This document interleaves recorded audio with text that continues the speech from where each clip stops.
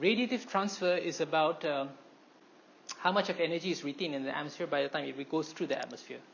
So this is the height. This is I coming from the sun at its maximum from the sun, reaches the topmost of the atmosphere, and then as it goes down into the atmosphere, the I decreases until it reaches zero, or a minimal value. Now this trend can be estimated using this Beer's law equation. So let's go through the equation. It just means that I is equals to I multiplied by a factor. Again, a factor is just something that reduces it. Before that, it was a maximum value, let's say 100. But maybe here 100, so this factor becomes 1.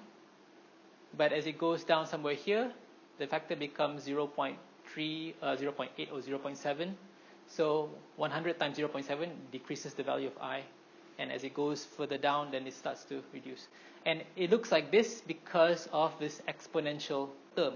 Exponential looks like that, or like that, a curve instead of a straight line. Okay? And since we see that here, that's why we obviously see it here in this curve.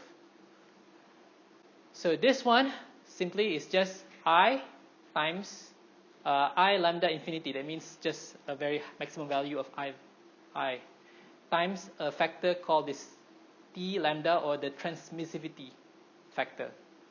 How well does the atmosphere transmit energy through the atmosphere?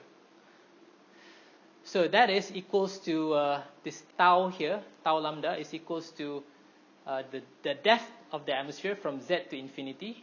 How deep is the atmosphere? Multiply the scattering coefficient, multiply the density of the gas, multiply R of the gas particles, but it's related to the size, and dz is the height. So these are all the important parameters that dictates the transmissivity of the layer. Of course, if the scattering is more, then it will affect the transmissivity. If the density is more, then it affects the transmissivity, and so on. If the gas is bigger or smaller, it will affect the transmissivity. So this part here is for this part, and secant theta means just the incident angle again. Okay. If it's straight from top, it's 0. If it's from an angle, it's a certain degree. But this term here is an important term because it is a characteristic of the atmosphere. It's how well the atmosphere is able to transmit energy through it. So that transmissivity of the atmosphere, because of the gases and so on, is related to this value again, secant theta. And notice that it's just a single factor value. So you have I, you multiply by a factor, and it will tell you how much of the 100% I gets reduced by the transmissivity of the layer. And that layer is dependent on scattering, depends on the density of the gas, depends on the size of the gas and the height.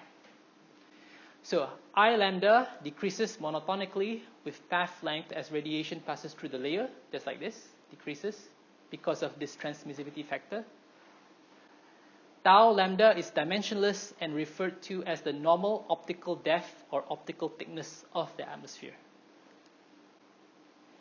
In the absence of scattering, that means no K here, the monochromatic absorptivity of the atmosphere is just 1 minus this transmissivity of the atmosphere, or basically 1 minus this, because this tau here is this value.